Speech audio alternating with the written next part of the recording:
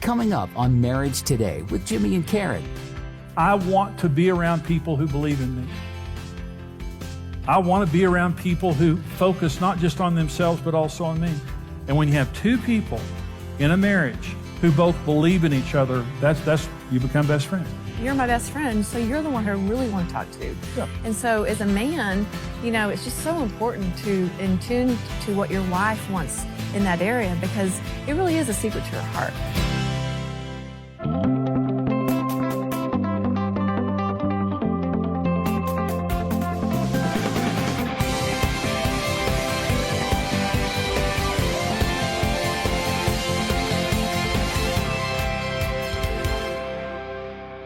So I want to talk about a couple of things. The first is I want to talk about steps to being best friends with your spouse. Here's developing a friendship with your spouse, and here's how you do it. And the first is to be faithful. Now, this is Proverbs 17:17. A friend loves at all times, and a brother is born for adversity. Okay, this is Proverbs 18:24. A man who has friends must himself be friendly, but there is a friend who sticks closer than a brother.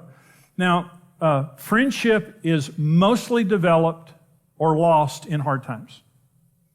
Okay. Good times are great. When we're friends and things are going great, that's great. That's good. But when hard times hit, you will either gain my friendship more or lose my friendship more for what happens in hard times. Now, Karen and I, our marriage got healed, and the Lord miraculously healed our marriage, and people started coming to us for marriage counseling, and I came on staff at the church. So I was speaking in front of people. I'd never done that before. I was terrified of that, of every issue I was. Well, I lost my friendship with Karen. Karen became the enemy. And I was trying to succeed at church, and I was trying to be all things to all people and not fail. I lost a couple of years with my kids. I don't remember those years. I have vague memories of those years, but I don't remember them very well. And the only thing I remember was just working my tail off, trying to not fail. And the motivation was fear. It was 100% fear. And I would come home at night, and Karen's a great woman. She's just a great wife. But I would come home at night, and what I wanted her to do when I came in at night was say, "You poor baby, you've been fighting evil all day.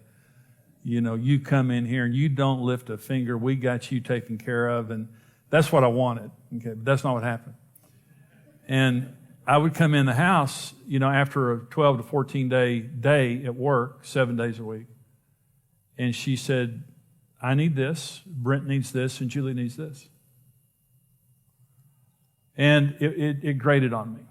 And I thought, I am trying to pastor a church. I'm trying to minister to people. I've been visiting the hospitals. I've been counseling.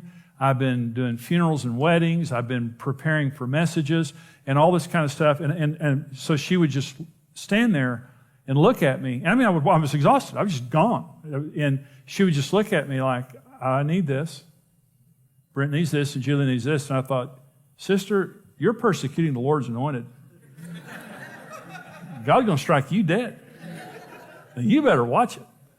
Oh my gosh. So we started fighting about that. And I started sleeping on the couch. And I just thought, I'm tired of that nonsense. And I was very self-righteous about it. I was very self-righteous. And I was praying. The third night on the couch, I was praying. And I was praying for Karen, for God to change her hard heart. And I was laying there on the couch, and I said, "Lord, I pray that you'd help Karen, because she's wrong." And here's what the Lord said to me. He said, "You have communicated to Karen in real terms that the church is more important than she is. Now you repent." And I said, "Get behind me, Satan." But when it's the Lord, So I went into the bedroom, and Karen was in bed, and I said, "Karen, I'm sorry." And she said, "What?" And I said, I need to leave the church. I'm not prepared. I've never been to seminary. I don't know what I'm doing. I'm terrified. And it's just killing me. Now, the church was growing. The church was doing good. It was killing our family. And Karen said, "Jimmy, God called you to the ministry. Just don't turn your heart away from us. Just come home and be at home." And so I stayed working for the church, and I went to the elders, and I said, help me. Help me to not be all things to all people. Help me to cut back. Protect me, because I'm burning out. I'm no good at this. And all this stuff. Well, they did, but here's my point. I wasn't faithful to my friend, but my repentance to her was one of the things, because I was deeply repentant, and I changed. I changed everything after that. You have to be faithful. You can't just be your spouse's friend when you want to be, or when it's convenient. In the hardest time, a friend loves at all times, and a brother is born for adversity. It's the hard times of life that your friendship is developed the most. It's the hard times in life where the trust in our relationship is developed the most. That's when we have to pay the most attention. And if we've made a mistake, that's where we have to be careful to go back and make it right. The second foundation of friendship is believing in each other. And this is what it says in James 2. The scripture was fulfilled, which says, Abraham believed God, and it was accounted to him for righteousness, and he was called the friends of God. Best friends, you'll never be friends with someone who doesn't believe in you. And so, did you know, by the way, one of the reasons for marriage is that it brings us both to our full potential? That what we do for each other is we both release the potential in our spouse. Let me give you an example of this. The number one need that a woman has is security. And a woman becomes in an atmosphere of security. A good husband is a good greenhouse. He provides a nurturing, protective environment for his wife. Well, when Karen and I got married, I never considered her calling. I never considered that, because I was a chauvinist. I didn't believe that women were as important as men. And so I believed in Karen. I loved her physically, and I loved a lot of things about her, and I praised her for that.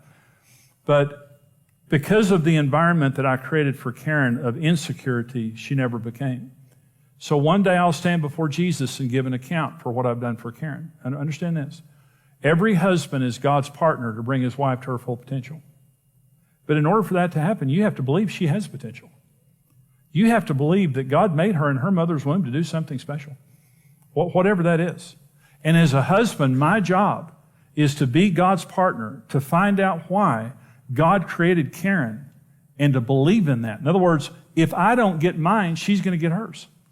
More important than me getting there, I want to get her there. I want to make sure that my wife understands if she's a stay-at-home mom, if she's a teacher, if she's a nurse or a doctor, if she's an astrophysicist, I want her to know that it is very important for me that she gets where God created her to be, that I believe in her. And that's what heals women. What scars women is for them to be lesser, not believed in, have to fight for everything that they get. So it's a husband's role to believe in his wife, to speak destiny into her. In other words, not boss her around, but to agree with her that there's a special call in her life for every woman. Men become in an atmosphere of praise. A man's number one need is respect. We don't need what women need. We need respect. Men become in an atmosphere where they're respected and praised. A good wife is a good cheerleader. A good husband is a good greenhouse, but a good wife is a good cheerleader. And the more you praise your husband, see, 1 Peter 3 says, a wife can change her husband without a word as he observes your chaste and respectful behavior. Respect is so powerful in the life of a man, will change our behavior for the person giving it to us. You can win your husband. If your husband's doing the wrong thing, you can win your husband as he observes your chaste and respectful behavior. It is so powerful. When we believe in each other, it's inductive. I want to be around people who believe in me. I want to be around people who focus not just on themselves, but also on me. And when you have two people in a marriage who both believe in each other, that's you become best friends. The third thing is embracing each other's differences, is that we become friends by embracing each other's differences. You never have a friend who criticizes you all the time and who rejects your differences. Now, if you married someone normal, they're not like you. Now, that doesn't sound good, but it's right. If you married a normal person, they're just completely opposite of you. Now, we need to be compatible, but compatibility is not based on sameness. Compatibility is based on character and values. Do we believe in the same things? Are we going the same place? Do we want the basic same things in life? That's what makes us compatible. But even if you're very compatible, if you marry your perfect soulmate, you're just completely different than they are. And there's 3 types of differences in marriage. There are rejected differences, there are tolerated differences, and there are celebrated differences. When Karen and I got married, I completely rejected her differences. She was a normal woman, but I didn't understand women. And I just thought, I'm normal, she's not like me, so she's not normal. And, there's the old saying that marriage is about becoming one. The question is, which one? And a lot of times we get married, and rather than accepting the differences in our spouse, we try to train them to be like us, which is impossible. You can't change the unchangeable. And the surest way to fail is try to change the unchangeable. A woman's number 1 need is the need of security. Her number 2 need is open and honest communication. Her number 3 need is soft, non-sexual affection. Her number 4 need is for leadership, for her husband to be the loving initiator. Man's number 1 need is respect. His number 2 need is sex. His number 3 need is to be friends with his wife. And his number 4 need is domestic support. How can you get more different than that? We're different. We're 2 halves of a whole. And so many times in marriage, rejected differences mean you're weird. You need to be like me, because if you were like me, you wouldn't be weird anymore. But you're just, and I would say to Karen, when we first got married, she would say something, I'd say, that is so weird. Well, it wasn't weird. She was just being normal. She was just being a woman, but I rejected it. The second thing is tolerated differences. It's, I get it. Women, you can't live with them. You can't live without them. I'll tolerate you. You're pretty, so you can hang around. Celebrated differences. I'm so glad you're on my team. I just think you're awesome. We fit together just like this, don't we? All of my weaknesses, you fill them in. Isn't it just awesome how God put us together? You never are friends with someone who puts you down. You're never friends with someone who doesn't believe in you. Number 4, be real and transparent and allow your spouse the same right. Be real. This is John 15:15. No longer do I call you servants, for a servant does not know what his master is doing, but I have called you friends, for all the things that I heard from my Father, I made known to you. And so friendship means being honest. Okay, this is the next one here. Be a safe place of refuge for your spouse. If there's going to be honesty in the relationship, it just means I'm going to be listen, okay, here's how you know who your best friend is. It's the first person you call when something great or bad happens. Why do you make that call? Because they're safe. I know that if something bad happened, that they're going to be merciful. If something good happened, I know they're going to celebrate with me. I know that they're not going to be disinterested. I know that they're not going to be unkind or judgmental. And so I want to be Karen Evans' safe place. If anything good or bad happens in her life, I want her to come to me first. And for that to happen, I've got to be non-judgmental. I've got to be a good listener. I've got to value what she says, and I have to be there in those times she does it. So I'm going to be her safe place. Here's another thing, and this is critically important. Be fun and creative and have a positive attitude. Proverbs 18:24, a man who has friends must himself be friendly. Now, I do a seminar called Sex, Love, and Communication, and in there I do a teaching, and it's called the fun factor. Now, this is an interesting thing. Having fun in marriage dramatically improves your marriage. And one of the danger signs in marriage is when you're not having fun. We talked to women for just a minute. Come into his world. Don't get lost in the identity of a mother. And one of the things that happens that can damage the friendship of a marriage is you get married and you begin to have kids, and you have 3 or 4 kids or whatever, and all of a sudden your kids own you. You're doing everything you can to please them, and you lose your identity of a friend to your wife and being a mother to the kids. And sometimes you can even start treating your husband like a kid, because sometimes they can act like kids. And so everybody's a kid. And all of a sudden you're lost in the identity of a mother rather than being your husband's best friend. And one of the most important things is to have fun with your husband and to go into his world, to find things that you enjoy doing together. But I told the story recently about a couple that their marriage was healed because she went deer hunting with him. And she didn't deer hunt. But their marriage was in trouble. And she said to her husband, he was going deer hunting, can I come with you? And he just turned and looked at her like, sure, you can come with me. We love that. We love that. And it doesn't have to, women a lot of times, they consider a date something that you really worked hard on. But a man, it's a date if we jump in the pickup and go down to 7-Eleven. I mean, it's just being with you is a date. Just being in your presence, having fun and hanging out, that's a date. So you work hard at having fun. The last thing is bearing each other's burdens. This is Proverbs 17:17. A friend loves at all times, and a brother is born for adversity. Galatians 6 says, bear one another's burdens and so fulfill the law of Christ. Well, that's what friends do. So when Karen and I wake up in the morning until the time we go to bed, now this is the truth, we serve each other. That's all we do. I do the stuff I'm good at. Karen does the stuff she's good at. And we serve each other all day long. We bear each other's burdens. And so physically, I've got an office at home, and Karen will call me and say, I'm coming down the street, I've got groceries. You know what that means? That means meet me in the garage. There's some fetching and toting you're about to do. Okay, I do that.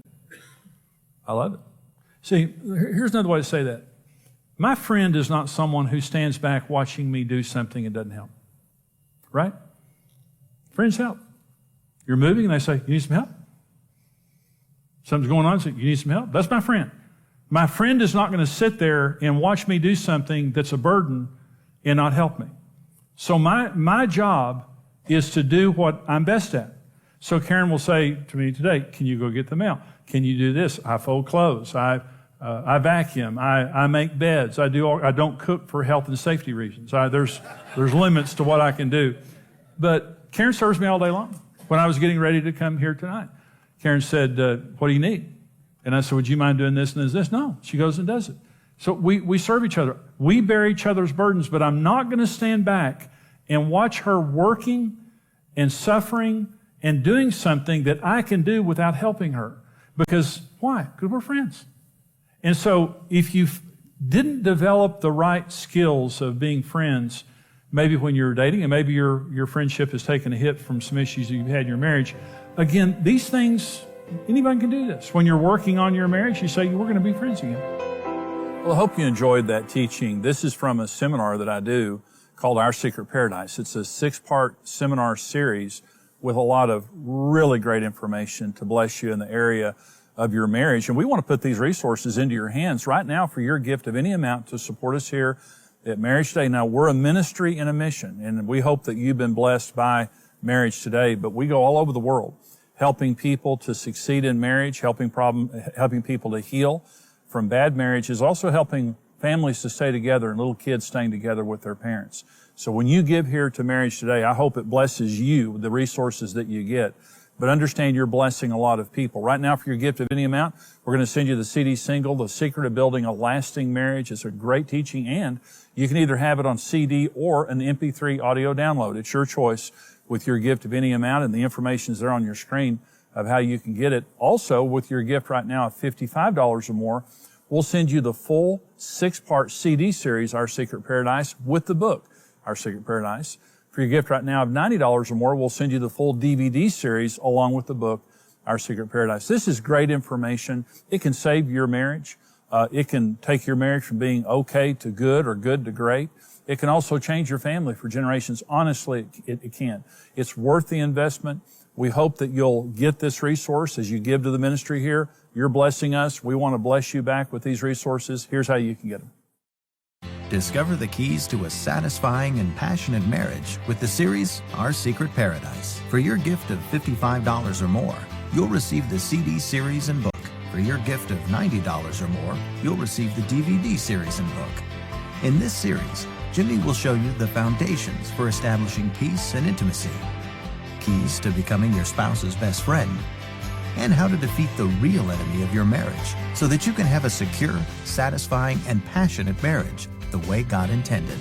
We're building something great. We've got to count the cost because it's going to take us every single thing we have, and this is going to be challenging. The other side of that thing is we're going to succeed, and it's going to be the most awesome thing we've ever done in our lives. For your online gift of any amount right now, we'll send you the teaching, The Secret of Building a Lasting Marriage, available as an MP3 audio download or CD single. You can have a marriage that lasts happily ever after. Create your own secret paradise today.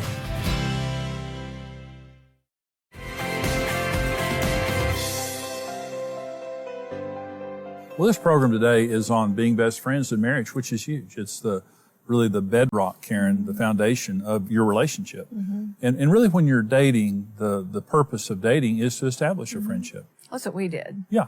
I mean, we became really best friends immediately. I mean, we talked about everything. Yeah. You know, and we dated for so long. We dated for 4 years, so we got to know each other.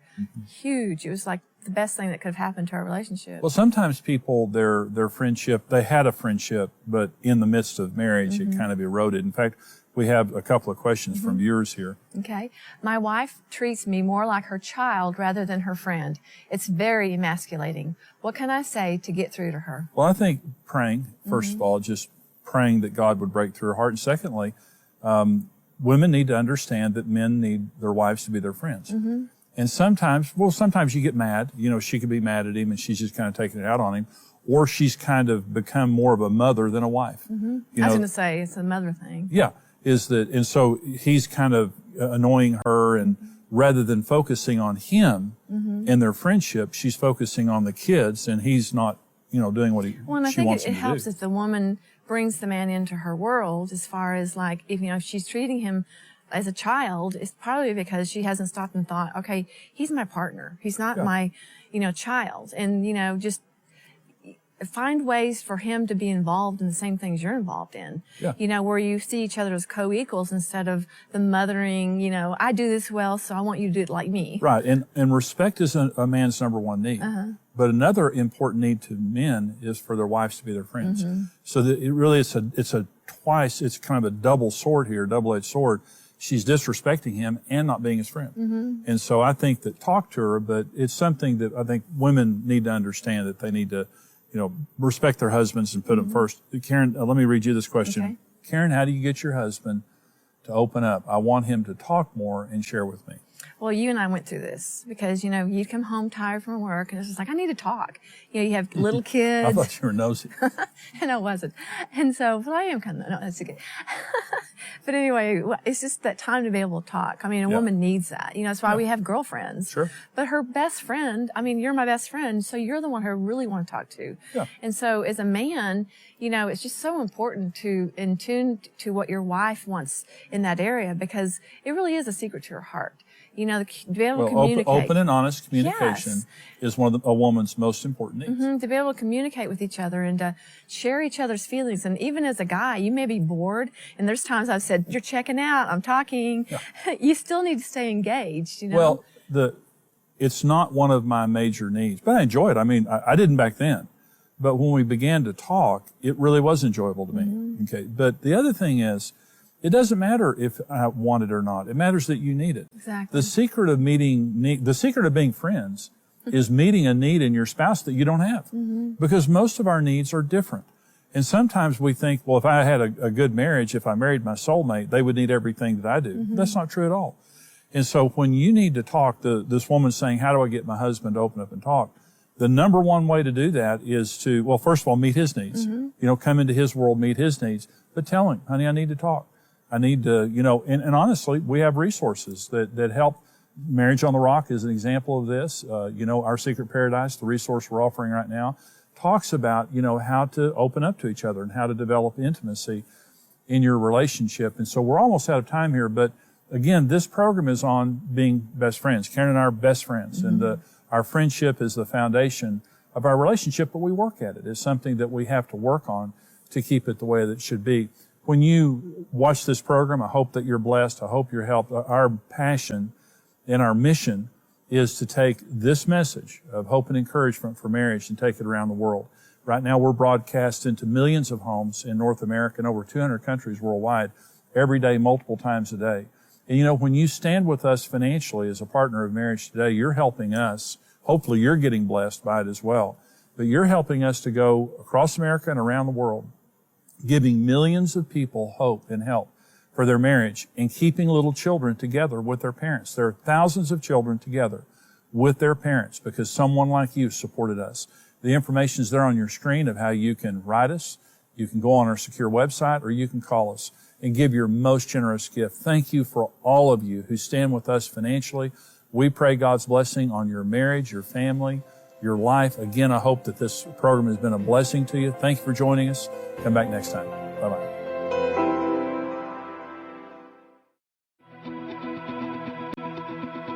Going through divorce is a lot to ask of children and often results in years of emotional pain.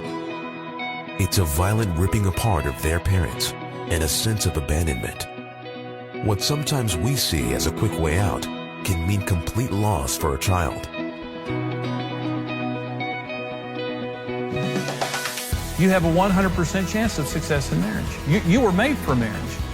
Marriage Today exists to protect children from the pain of divorce and to steer couples away from marital failure by telling them the truth. When you stand with Marriage Today, your individual effort multiplies with other like-minded partners, and together we can rebuild a legacy of strong families around the world. Choose your level of partnership today and receive immediate access to the video streaming library. Become a rock-solid partner today. Thank you for watching Marriage Today with Jimmy and Karen. Subscribe to Marriage Today's YouTube channel for more marriage-building videos and updates.